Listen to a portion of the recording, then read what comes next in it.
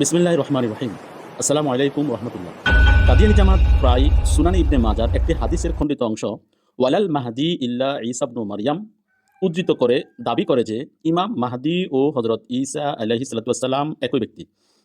তারা আরও বলে প্রতিশ্রুত ঈসা পূর্বের ঈসা নন, বরং তিনিই ইমাম মাহদি। কিন্তু এই দাবি কি আদৌ হাদিস, সনদ ও মুহাদ্দিসগণের ব্যাখ্যার আলোকে টিকে? চলুন দলিল দিয়ে দেখি। প্রথমে সম্পূর্ণ হাদিসটি লক্ষ্য করুন। সুনান ইবনে মাজা কিতাবুল ফিতান হাদিস নাম্বার 4039। আন্না রাসূলুল্লাহি সাল্লাল্লাহু আলাইহি ওয়াসাল্লাম লা ইয়াজদাদুল আমরু ইল্লা শিদ্দাতান ওয়ালা দুনিয়া ইল্লা ইদবারান ওয়ালান নাসু ইল্লা শুহান ওয়ালা তাকুমুস সাআতু ইল্লা আলা শিরারিন নাস ওয়ালাল মাহদিয়্যু ইল্লা ঈসা ইবনু মারইয়ামা। দিনে দিনে কঠোরতা বৃদ্ধি পেতেই থাকবে।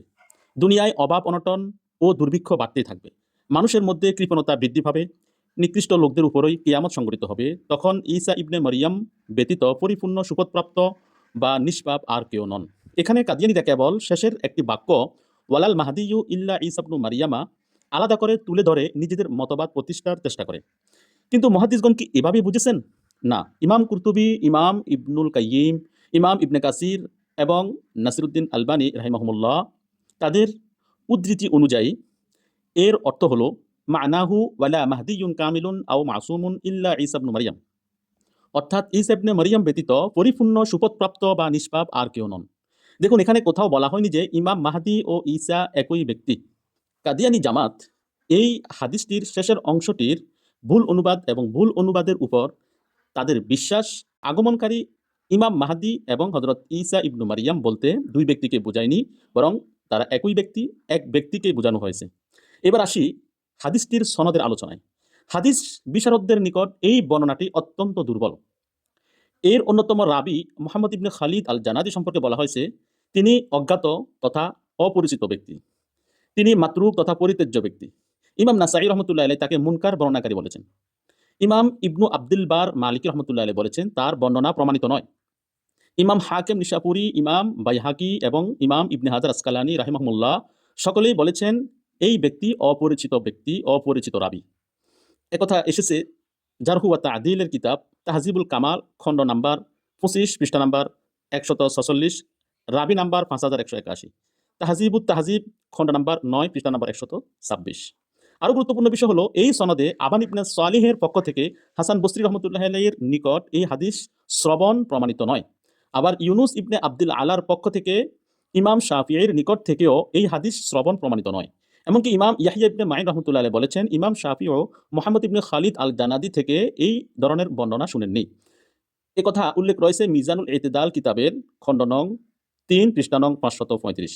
অতএব সনদের বিচারে এটি মুনকাতি বা বিচ্ছিন্ন সনদের বর্ণনা, আর মুনকাতি বর্ণনা দ্বারা আকীদা প্রমাণ করা যায় না। আরও লক্ষণীয় বিষয় হলো অন্য একটি সূত্রে এই বর্ণনাটি আবান ইবনে আবি আইয়াস থেকে এসেছে। তার সম্পর্কে ইমাম ইবনে হাজার আসকালানি রহমতুল্লাহ বলেছেন তিনি মাতরুক এবং মিথ্যাবাদী বর্ণনাকারী। এবার শুনুন কয়েকজন বড় মুহাদ্দিসের মন্তব্য। ইমাম যাহাবি বলেছেন এই বর্ণনা মুনকার অর্থাৎ সহিহ হাদিসের বিরোধী। ইমাম সাগানি রহমতুল্লাহ বলেছেন মাউদু অর্থাৎ এই বর্ণনাটি বানোয়াট ভিত্তিহীন। আল হাদিসুল মাউদুআ পৃষ্ঠা নম্বর 195। ইমাম ইবনে তাইমিয়া রহমতুল্লাহ বলেছেন এই রাবির বর্ণনা দ্বারা দলিল দেওয়া যাবে না, আর মুসনাদে শাফিতেও এই ধরনের কোনো হাদিস পাওয়া যায় না। এখন একটি গুরুত্বপূর্ণ প্রশ্ন হলো যেই বর্ণনাকে অধিকাংশ মুহাদ্দিস দুর্বল, মুনকার, এমনকি কেউ কেউ মাউদু তথা বানোয়াট বলেছেন, সেই বর্ণনার উপর ভিত্তি করে কিভাবে অসংখ্য সহিহ ও মারফু হাদিসকে পরিত্যাগ করা যায়? আরও অবাক করার বিষয় হলো এই রাওয়ায়াতকে এবং ইমাম মাহদী সংক্রান্ত বর্ণিত সকল হাদিসকে মির্জা গোলাম আহমদ কাদিয়ানী অগ্রহণযোগ্য এবং বাতিল সাব্যস্ত করেছেন, আখ্যায়িত করেছেন। যেমন তার হামামাতুল বুশরা, সেখানে উল্লেখ আছে মির্জা গোলাম আহমদ কাদিয়ানী বলেন মাহাদির আগমন সংক্রান্ত হাদিসগুলো সম্পর্কে তুমি জানো এর সবগুলোই দুর্বল এবং নানা আপত্তিতে ক্ষতবিক্ষত। আবার এগুলোর একাংশ অপরাংশের বক্তব্যের বিরোধী। এমনকি ইবনে মাজাহ শরীফ এবং অন্যান্য হাদিস গ্রন্থে এটিও বর্ণিত হয়েছে যে ঈসা আলাইহিস সালাতু ওয়াস সালাম ছাড়া অন্য কোনো মাহদী নেই। অতএব এত কঠিন বিরোধ, অভ্যন্তরীণ ত্রুটি ও দুর্বলতা সত্ত্বেও এসব হাদিসের উপর কিভাবে নির্ভর করা যেতে পারে?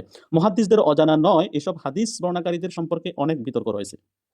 এখানে পরিষ্কার দেখা যাচ্ছে হামামাতুল বুশরা এই বইটির এই স্থানে মির্জা গোলাম আহমদ কাদিয়ানীর লেখাটি দ্বারা একথা সুস্পষ্টভাবে বোঝা যাচ্ছে যে তিনি নিজেও ওয়ালাল মাহদি ইল্লা ঈসা ইবনু মারইয়াম এই খণ্ডিত অংশযুক্ত সম্পূর্ণ হাদিসটিকেও সহিহ বা বিশুদ্ধ হাদিস হিসেবে মেনে নিতে প্রস্তুত নন।